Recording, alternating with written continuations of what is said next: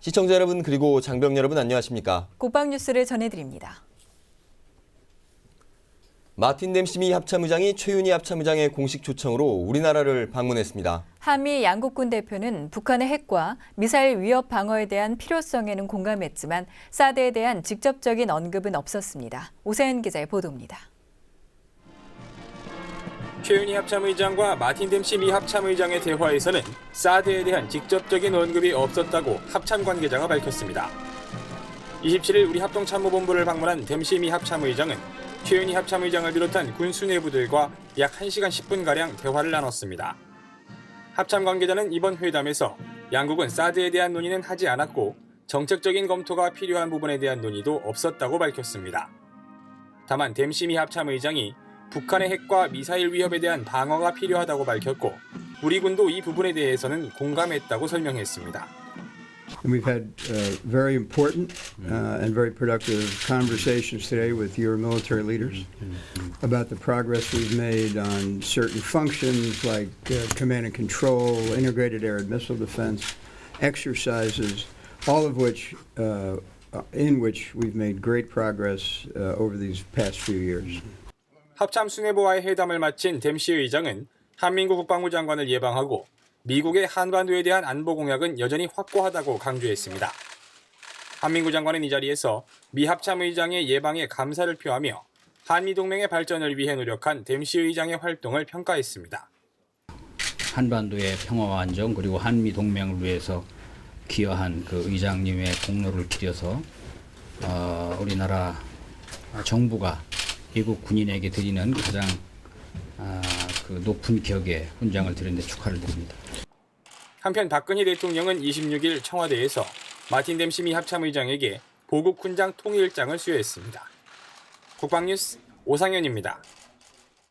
2개 이상의 병과가 함께 임무를 수행하는 것을 제병협동이라고 하는데요. 2015 독수리 훈련의 일환으로 한미 양국군이 제병협동 연합작전을 펼쳤습니다. 육군 8사단과 미 8군 사령부의 전차와 공격 헬기, 장갑차 등의 막강한 화력을 이혁근 기자가 소개합니다. 경기도 포천의 미 8군 사령부 훈련장. 헬기 편대가 위용을 자랑하며 등장합니다. 시누크 헬기 2대가 각각 화포와 차량을 매단 채 작전 지역으로 이동하고 미군의 정찰 헬기가 표적을 향해 사격을 시작합니다. 공중 화력 지원에 이어 이번에는 지상군이 나섭니다. 우리 군의 K1 전차와 미군의 스트라이커 장갑차가 표적을 향해 불을 뿜습니다. 거침없이 적진으로 진격하며 막강한 화력을 자랑합니다. 육군 8사단과 미 8군 사령부는 항공, 포병, 기갑, 보병 등 다양한 병과들이 함께 적을 제압하는 제병협동 연합훈련을 펼쳤습니다. 우리 군과 미군이 함께 야외 기동 연습을 하는 독수리 훈련의 일환으로 진행된 이번 작전에는 양국 장병들이 각각 150명씩 참가해 호흡을 맞췄습니다.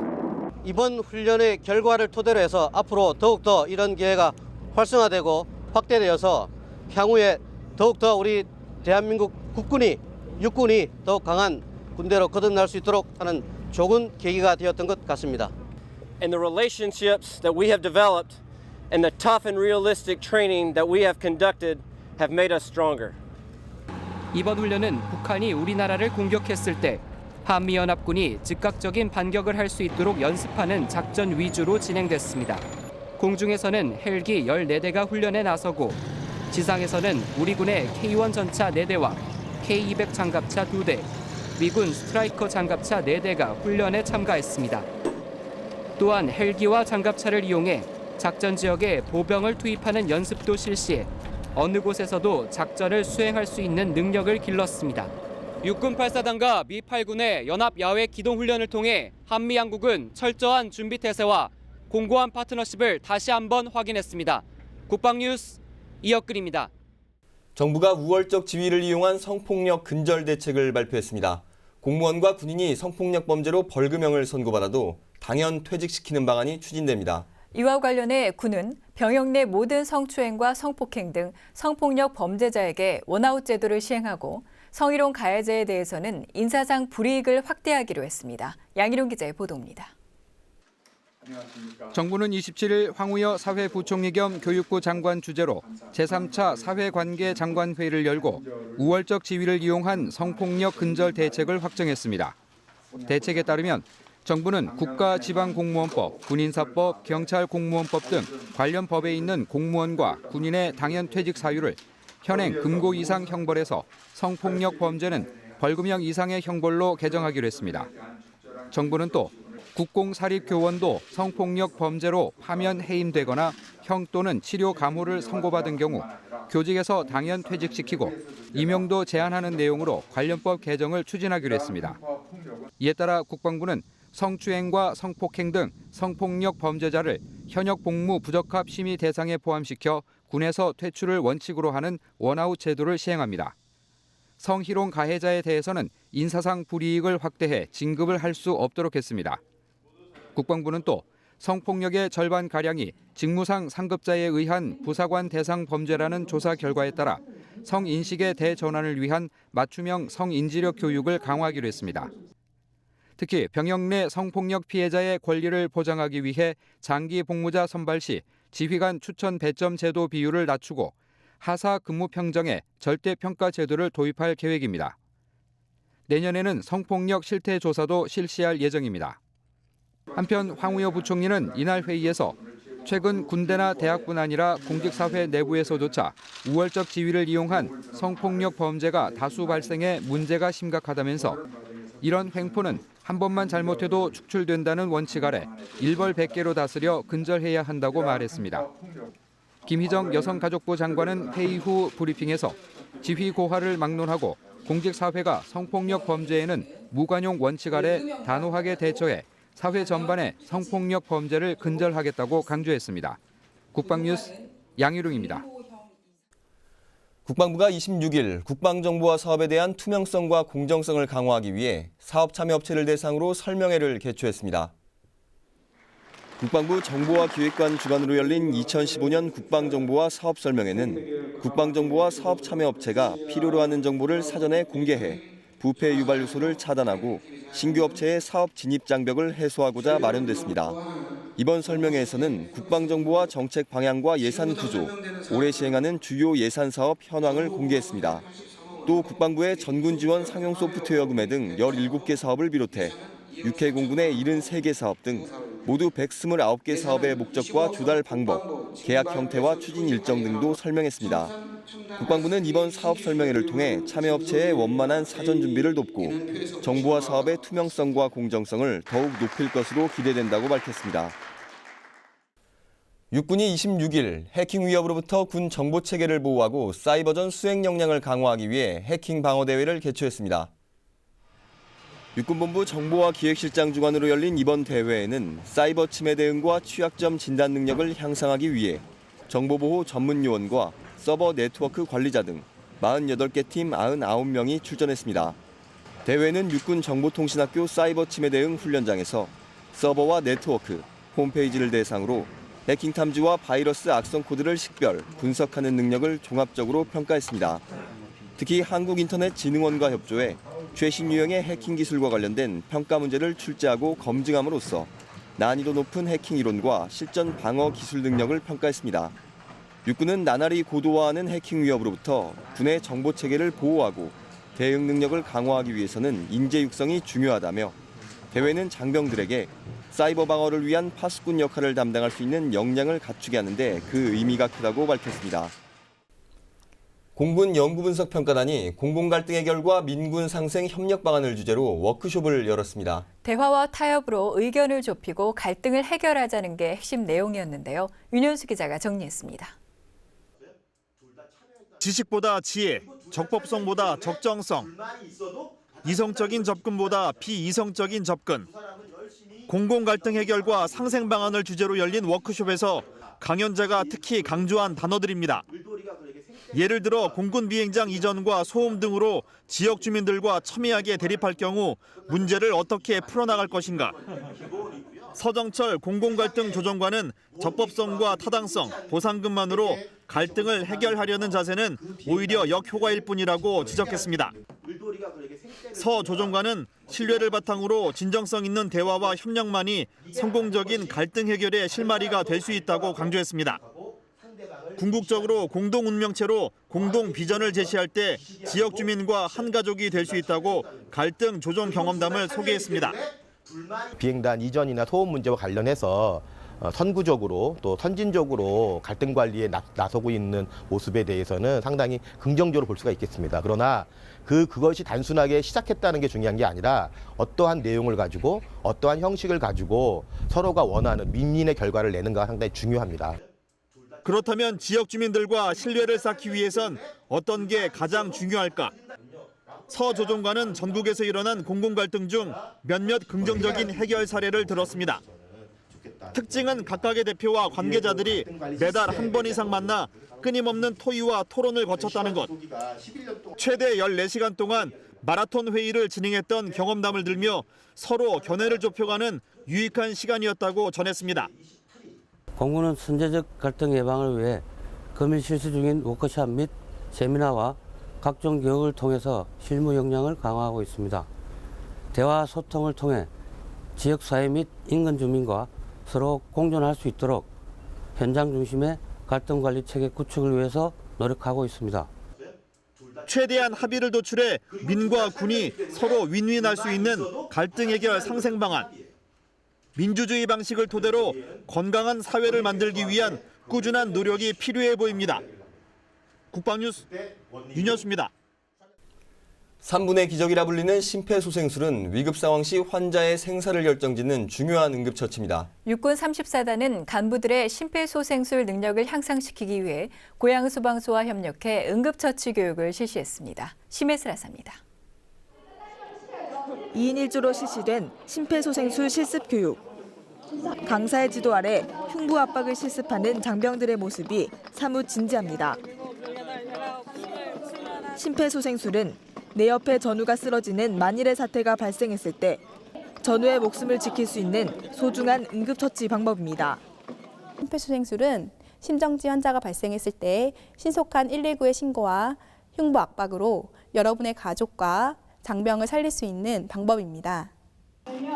이번 교육은 고양소방서 응급지원단과 협력하에 실시됐으며 심폐소생술의 중요성과 유의점 등 이론 교육을 시작으로 실제 응급처치 요령을 반복 숙달하는 순으로 진행됐습니다. 이번 교육을 통해서 전우가 위험에 처했을 때 어떻게 심폐소생술을 구체적으로 사용할 수 있는지 그 방법에 대해서 배우게 되었고 실습을 통해서 그러한 상황에 처했을 때 즉각적으로 대응할 수 있는 그러한 방법을 배우게 되었습니다. 부대는 심폐소생술 시행 방법을 다시 한번 전 장병에게 강조하고 부대 건물마다 배치돼 있는 자동 제세동기의 작동 여부를 확인하는 등 위급 상황 발생 시 빠르게 대처할 수 있도록 만전을 가할 예정입니다. 국방뉴스 신예슬입니다. 천안함 피격 사건이 일어난 후 국민들의 성금으로 이뤄진 천안함 재단이 설립됐는데요.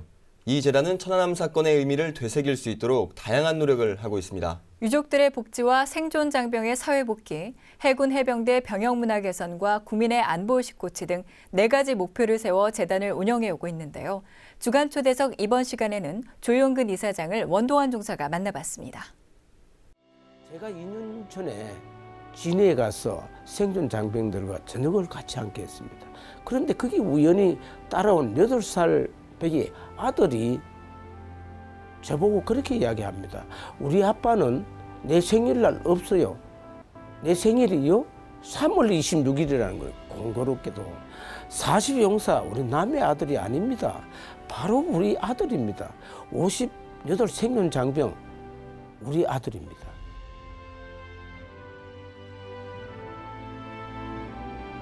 (2010년 3월 26일) 백령도 서남방 해상에서 경기 임무 수행 중이던 천안함이 북한의 기습적 어뢰 공격으로 침몰됐습니다.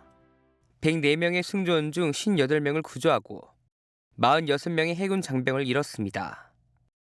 지난 2010년 국민성금 395억 원 중 유족지원금 250억 원을 제외한 나머지로 천안함 재단을 설립해 지금까지 운영해온 조용근 이사장. 생존 장병 전부 트라우마에 걸려 있습니다. 우울증, 불안증, 대인기피증, 그럼 불감증, 불면증까지 이런 망라한 외상 후 스트레스 증후군에 지금 시달리고 있습니다. 장병들이 정상적으로 사회에 복귀할 수 있는 그런 시스템을 구축해 줘야 되겠다. 해군 해병대 장병들의 병력 문화 개선을 위해서 지원해야 되겠다. 보다 나은 복지, 그걸 지원하겠다. 또 이 못지않게 가장 중요한 것은 국민들의 느슨해진 안보 의식을 좀 다 잡아줘야 되겠다. 조용근 이사장은 인터뷰 중에 아직도 천안함 피격 사건이 북한의 소행이라는 것을 믿지 않고 여전히 의혹을 갖고 있는 사람들이 있다며 아쉬움을 표했습니다. 안보 견학을 할 수 있는 지금 천안함 선체가 평택 2함대에 있습니다. 거기에 자주 가서 천안함의 선체를 직접 보게 해서 이것이 정말 북한의 소행이 맞구나 하는 확신감이 들도록 지금 여러 가지 괴담이 많이 있잖아요. 그런데 이 대부분의 괴담들의 주동자는 뭐냐? 가보지 않고 지금 누가 그러더라. 그것을 SNS를 통해서 지금 한단 말이에요. 그래서 그런 분들에게 대해서는 우리 재단에서 비용을 들어서 한번 같이 가봤으면 좋겠다. 또 일반 행사가 아니라 뮤지컬이나 음악회와 같이 문화적으로 국민에게 다가갈 것이라고 말했습니다. 지금 이 천안함을 그냥 어떤 행사 위주로 한다면 그날 행사 당일에는 반짝 그렇게 해서 안보의식을 느낄 수는 있지만 그러나 그게 오래 롱런 할 수는 없다는 겁니다. 그래서 저는 생각이 우리 재단에서 이런 천안함의 어떤 교훈을 우리 오래오래 간직 전수해 주기 위해서는 문화적으로 접근해 주면 좋은 반응이 있으리라 생각합니다. 살아 돌아온 영웅들 우리 아들입니다. 우리끼리 서로 그런 감정, 좋지 않는 감정들을 서로 나눈다면 이 정말 우리 하나가 될 수 없다는 겁니다. 이 천안함이 추구하는 것은 우리는 하나다. 통일이 되고 나서도 우리는 하나다 하는 그런 굳은 신념, 그걸 우리 문화적으로 개성 발전시켜 줘야 되겠다 하는 뜻에서 국민 여러분 많이 협조해 주십시오. 5년 전 피로 조국을 지킨 그들을 우리는 잊지 말아야 합니다. 사륜용사와 고 한주호 준이, 그리고 58명의 생존자. 지금이 바로 국민 모두의 마음을 하나로 모을 때입니다. 국방뉴스 온도원입니다. 밀리터리 기네스 8번째 시간입니다. 오늘은 세계에서 가장 큰 헬기를 소개해드릴 건데요. 44톤이 넘는 중량의 화물을 싣고 이렇게 세계 신기록을 수립한 헬기. 바로 러시아가 1960년대 제작한 밀 V-12입니다.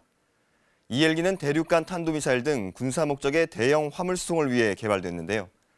일반 헬기처럼 전후에 배치하는 텐덤식 로터가 아닌 동체에 날개를 달고 날개 좌우측 끝부분에 로터를 설치한 독특한 형상을 하고 있습니다. 이 로터의 직경은 무려 35m인데요.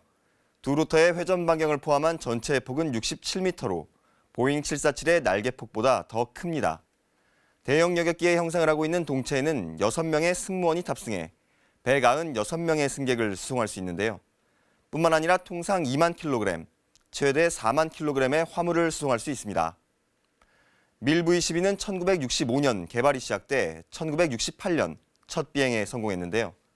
그로부터 1년 뒤인 1969년 이 헬기는 엄청난 기록을 달성합니다. 바로 중형전차 무게에 해당하는 44,205kg의 화물을 싣고 2,255m까지 상승하며 세계 신기록을 수립한 건데요. 이러한 성과에도 불구하고 이 헬기는 전략탄도미사일의 빠른 개발 등으로 인해 1974년 실전 배치되지 못한 채 생산이 중단됐습니다.